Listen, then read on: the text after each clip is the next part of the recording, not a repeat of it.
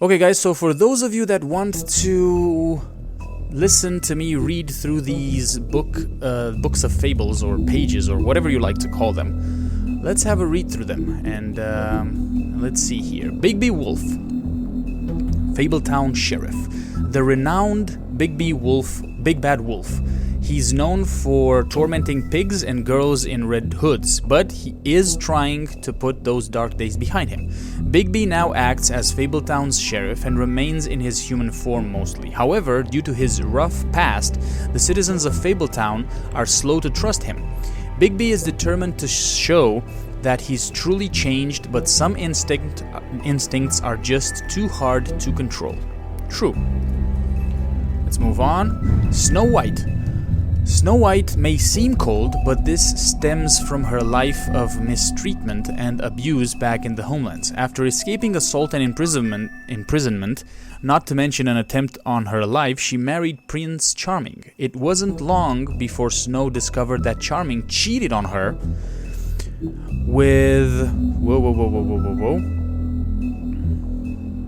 with her estranged sister, Rose Red, and she divorced him. After the Exodus, Snow focused her attention on setting up a safe haven for fables in the New World. She now serves as assistant to the deputy mayor of Fabletown. The Woodsman, fallen hero. The Woodsman is one of the few men who went toe-to-toe with Bigby and in his Black Forest days and lived to tell the tale. In an attempt to save Little Red Riding Hood, he split the great wolf's belly open with his axe, filled him full of rocks, and threw the beast into the river. To his dismay, his popularity has faded. Even his name is forgotten, and he is only known as the Woodsman. Faith, Donkey Skin Girl. Faith, otherwise known as the Donkey Skin Girl, made it through the Exodus from the magical homelands with the clothes on her back, her husband, and nothing else. She was once a beautiful princess, happily married to Prince Lawrence of a neighboring kingdom. Her life should have had a happy ending, but the mundane city of New York wasn't kind to her or her marriage. With no money, Faith found herself turning tricks to make the rent for a cheap apartment on the outskirts of Fabletown. She had a difficult life, but she did what she could to survive in an unfamiliar world. Beauty, the caring wife. Beauty and her husband Beast once lived in an enchanted castle, but they were forced to flee the homelands in the Exodus, leaving all of their wealth behind. Now they live in a modest studio in Fabletown, New York. Though times are hard with Beast working multiple jobs to pay the bills, the couple have the longest lasting relationship of all the fables. Beast, the concerned husband. Beast and his wife Beauty left everything behind when they escaped the homelands in the Exodus.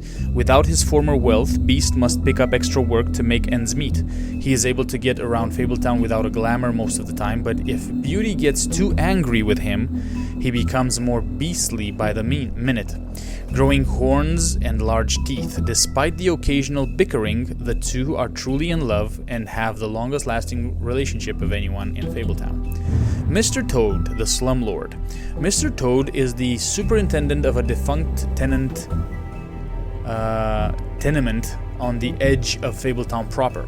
Because he's a 3.5-foot talking amphibian, Toad is required by Fabletown law to keep his family and himself magically glamoured to appear human. The problem is, Toad isn't too concerned with what the law is and has to be reminded often. Colin, the couch surfer. Colin is better known as one of the three little pigs. Back in the homelands, they were harassed by the Big Bad Wolf, who blew down Colin's house of straw. After the Exodus, Colin and the other fables who couldn't pass for human were sent to live at the farm in upstate New York. Unable to stand such a boring life, Colin constantly makes trips down to Fabletown to bother Bigby. He is always caught and sent back to the farm, but he doesn't let that stop him. Okay. Ichabod Crane, Deputy Mayor of Fabletown. Hailing from the haunted town of Sleepy Hollow, Ichabod Crane has been deputy mayor of Fabletown for nearly 115 years. Crane is a bundle of nerves and takes his job very seriously, though that doesn't mean he always does it well. As one of Fabletown's elite, Crane is often blind to the troubles of the less well-off citizens. Overall, Crane is authoritarian, cowardly, and always hiding something. Buffkin, the Fabletown librarian. Buffkin is the talking winged monkey from the Land of Oz. Now, as Fabletown's librarian, he spends his time reading and stealing the deputy mayor's booze. He's prone to mischief, and when something goes wrong, he assumes he'll receive the lion's share of the blame. He's hopeful when he wants to be, but most of the time, he'd rather be drinking. Someone would have fired him a long time ago, but he's the only one who can make sense of the filing system. Fabletown, the home of the Fables. Fabletown is a community located in Bullfinch Street in Manhattan's Upper West Side. To regular people, or Mondays, it appears to be an ordinary New York neighborhood, but it is really the home of fables from many worlds, and within the business office at the Woodlands lies a massive cavern, a vast library, and hundreds of magical items of immense power. All non-human fables live upstate in the Farm, an extension of Fabletown. The Farm, Fabletown's annex. The Farm is home to fables who cannot pass as human. Giants, goblins, animals, etc. It is located in upstate New York, far enough away from the Mondays to avoid detection. Some of its residents resent their confinement to the farm, despite its size and comforts. To them, the farm is a prison. They would be allowed to leave the farm if they could purchase a glamour, but many don't have the money for something so expensive, though some, like Colin, sneak out into the city anyway. Mondays, or the non-fables. Short for mundane, Monday is a catch-all term that fables use to refer to the non-magical inhabitants of their adopted home. Warding spells placed around the blocks of Fabletown and the farm keep their minds distracted and dull within certain boundaries. However, if anything should pique the curiosity or scrutiny of a large group of Mondays, these magical protection charms would overload and fail.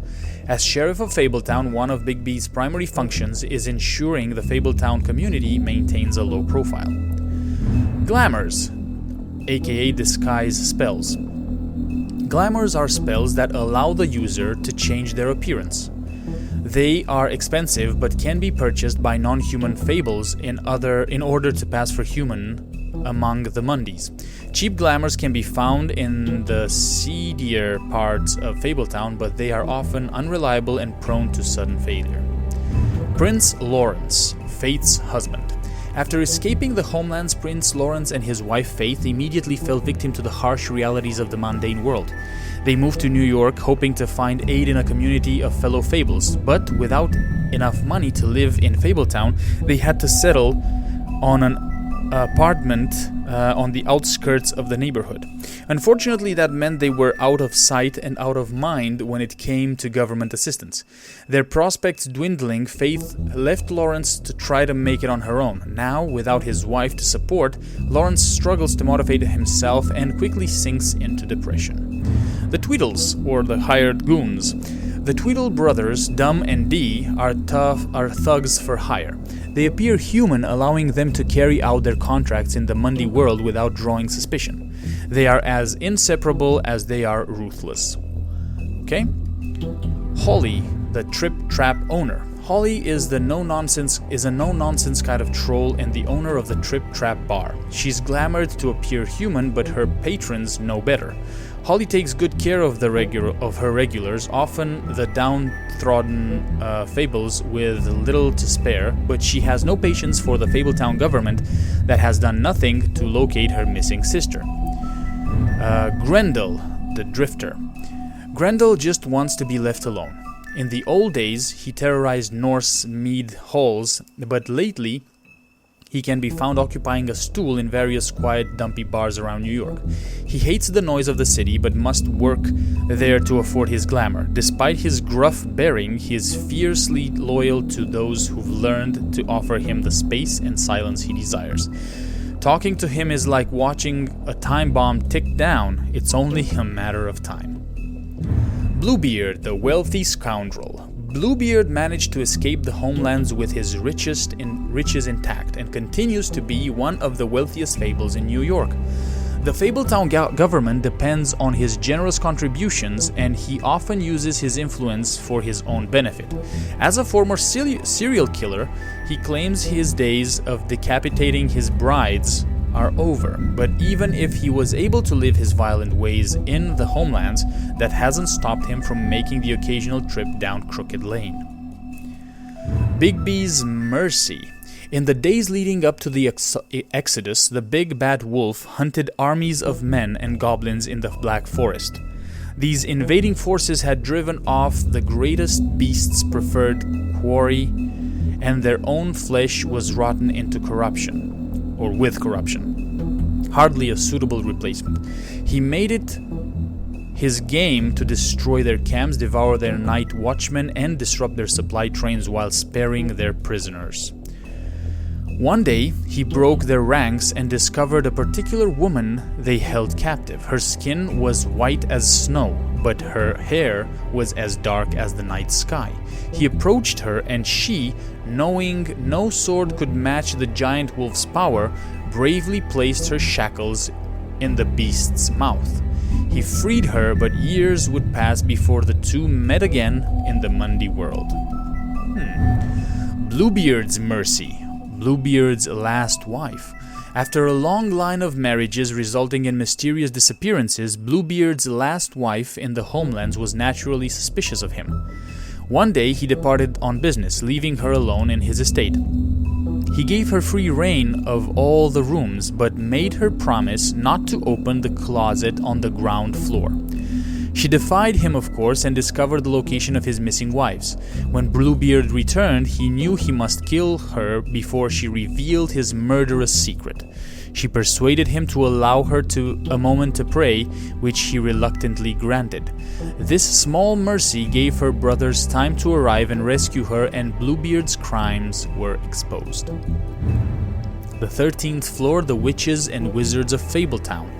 The 13th floor of Woodland Building is home to a group of witches and wizards tasked with the protection of Fabletown. They use their powers to keep the community hidden from praying Mundy's eyes, but all magic has its limits, and every spell has its cost. The Witching Well. The Witching Well is located in a chamber inside the Woodland Building where it is used to dispense of things meant never to be seen again. Dead fables are committed to its depths, as are the most unredeemable criminals. No one is entirely sure what lies at the bottom of the well, nor indeed if it has a bottom at all, but it is widely assumed to be the passageway to the final resting place. Jack Horner, the harmless trickster. Jack is always up to something, but he's not nearly as smart as he thinks he is. His plans to get rich quick often backfire, but his confidence never wavers. He thinks he's the most important person in Fabletown, but everyone knows him as a mostly harmless smartass. Lily. Lily and her sister Holly grew up in the homelands together, but had a falling out shortly after moving to the mundane world. Aimless and increasingly destitute, Lily turned to prostitution, and now she's the second victim in an ongoing murder investigation. Troll Cross, Lily's brooch. A troll cross is an amulet made of iron that was foolishly thought to protect the wearer from trolls. Lily acquired hers while wandering through the wilderness searching for something to eat. She came across a human, but before she could devour him, he held the troll cross out and shouted, "Back! Back, you troll!" After enjoying her tasty snack, Lily plucked the cross from the dead man's hands. After the Exodus, she wore the troll cross constantly as a reminder of better days. Georgie Porgy, the pimp. Georgie runs the Pudding and Pie and a strip club that also caters to the unmentionable desires of Fabletown's citizens. He has tried just about everything there is to try in pursuit of worldly pleasures, but none of it satisfies him for long. He does seem to enjoy pushing people's buttons. He takes pride in his nightclub and doesn't react well to anyone meddling in his affairs. Clever Hans, the bouncer, janitor, or handyman. Clever Hans always does exactly as he's told. However, he often misunderstands his instructions and ends up hurting himself or behaving oddly, as in the case of his noted fable, where he threw sheep's eyes at his wife. Unsurprisingly, she left him, and now Hans works as a bouncer at Georgie's club. He hopes to dance on stage one day, but for now, he's content sweeping up and making sure the crowd doesn't get out of hand. Nerissa, the Little Mermaid. Nerissa's story never had a happy ending. She's known as the Little Mermaid, the young girl who gave up her tail for a pair of legs in the hopes of winning the heart of a handsome prince. When he married a princess instead, Nerissa was left heartbroken. She made the journey to the mundane world hoping for a better life. Now she dances at the Pudding and Pie, but each step she takes feels like walking on shards of glass. She has very little left, but finds some comfort in the company of her fellow dancers. The troll funeral rites, the long absence. The gaze of Great Mother Death is always upon us. Beneath her affectionate eye we fight our battles. We nurse our wounds, we shout our victories, we endure our sorrows. And when we fall, she is there. Her embrace is the silence of the mountain and the heavy pace of the stone. Or the heavy piece of the stone. Approximately translated, a troll funeral is a sacred ritual passed down by oral traditions from troll mother to son. It begins at sunset with the creation of the cairn, a small pile of stones to represent the many generations of trolls that have traveled and died before them. The foundation upon which the living stand. Weapons are divided among the troll's closest comrades. The body and the rest of their possessions are burned, and though each viewer must speak to the life of the lost, the eulogy's candor would make a muddy blush. Vivian, Georgie's girl. Much of Vivian's past is unknown, since she prefers not to talk about her life back in the homelands. She wanted to start fresh in Fabletown, but she finds herself working for Georgie in the Pudding and Pie. It's not a terrible life. Georgie took a liking to Vivian, so he doesn't make her take jobs at the open arms. Instead, she plays hostess and helps Georgie ensure complete customer satisfaction. Dr. Swinehart, the army surgeon. Dr. Swinehart is the resident Fabletown's physician. So skilled in the art of instrumental surgery that he can safely operate on himself, he served as an army medic for many years, sometimes using his talents to impress the locals. He currently runs the special research section of the Knights of Malta Hospital, so named to discourage people for investigating what is actually a reserved, Fables-focused health facility. Flycatcher, the Frog Prince. The former prince turned into a frog by a witch, the friendly, genial Flycatcher now carries the nickname as an unsubtle reference to his propensity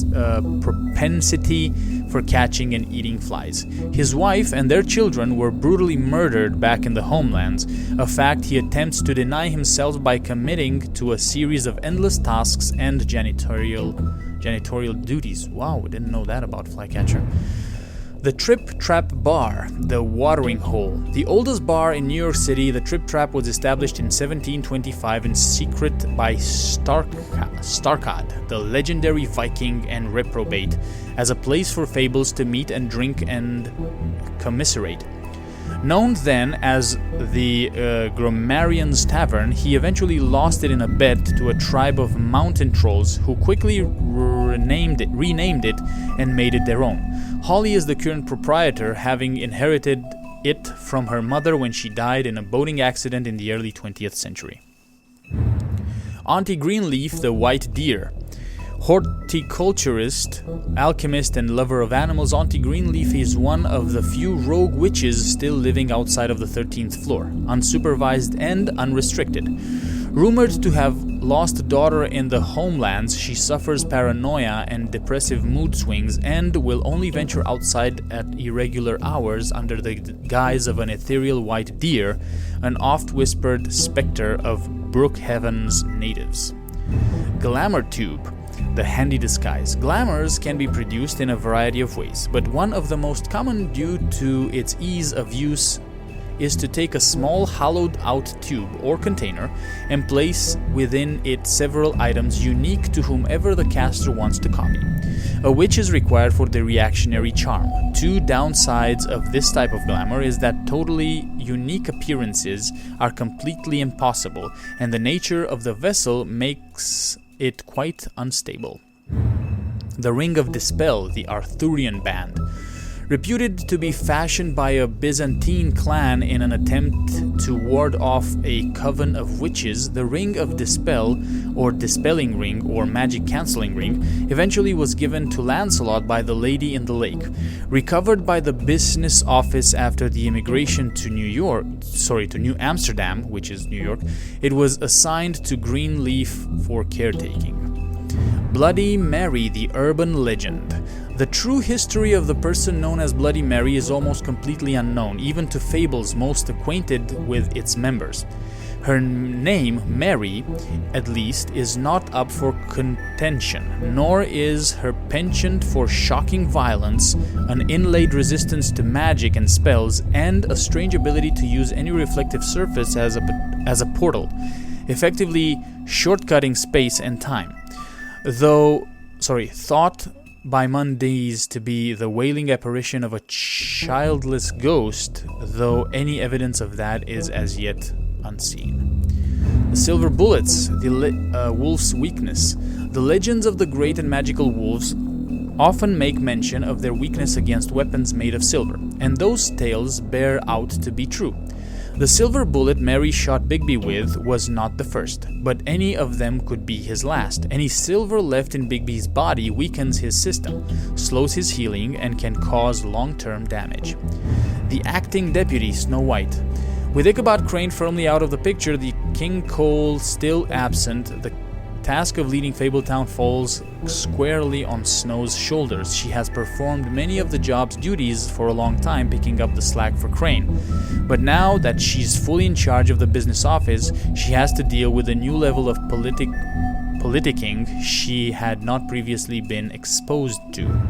The Jersey Devil, Garden State Goon.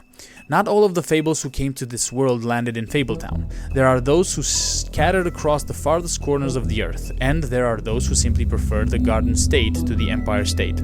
Such is the Jersey Devil.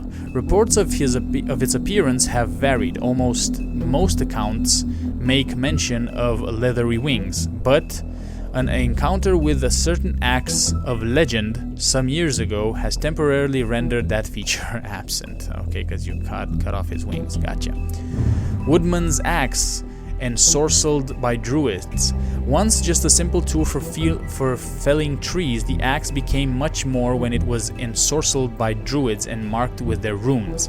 But it truly became an object of legend when the woodsman used it to slice the big bad wolf from nape to neck in protection of the little Red Riding Hood. It may carry old world charm, but its simplicity of design and quality workmanship make it an effective tool or weapon even today. Johann the Butcher. His name is often said in the same breath as that of the baker and candlestick maker of Fabletown. And like those other tradesmen, Johann the Butcher's storefront has served Fabletown for ages. Fresh cuts, exotic meats, and even full sides of beef for the vigorous appetites of ogres and trolls. But Johann's business has fallen on hard times and fallen in with the wrong crowd. As the quality of his products declined and his business turned into a front operation for the crooked man, some have started to wonder if they ever really knew Johann. Bluebeard's money. One might think that Bluebeard donates funds to the Fabletown government for nefarious purposes, seeking special favors or to have a louder voice in government proceedings. But what he really wants is stability and strength, because as far as Bluebeard is concerned, Fabletown exists to insulate him from the Mundy world. As much as his money can be a sword, it also serves as a shield. The Crooked Lair. The Crooked Lair headquarters, okay. Occupying a desanctified church, this is just one of many locations the Crooked Man's operations uses to run the Fabletown's underworld. Its lounge atmosphere makes for a comfortable meeting place unless you are an unwelcome guest. It is completely boarded up to the outside world, and the only way in is through one of the many portals marked by a door with the Crooked Man's Catherine wheel icon. Scattered throughout the city and elsewhere. Gotcha now. I know what that Catherine wheel is. Okay. The Crooked Man, the crime lord. The Crooked Man has slowly built himself into one of the most powerful figures in Fabletown. His operation started with a crooked sixpence and a crooked house, two things he cared about more than his wife or children, whom he killed rather than let them stand in his way. In his rise, the Crooked Man has ensnared many fables in his criminal web, providing them with what they need, but always at a high cost. He is cunning, persuasive, and ruthless. Yes, he is. Tiny Tim, the Sentry.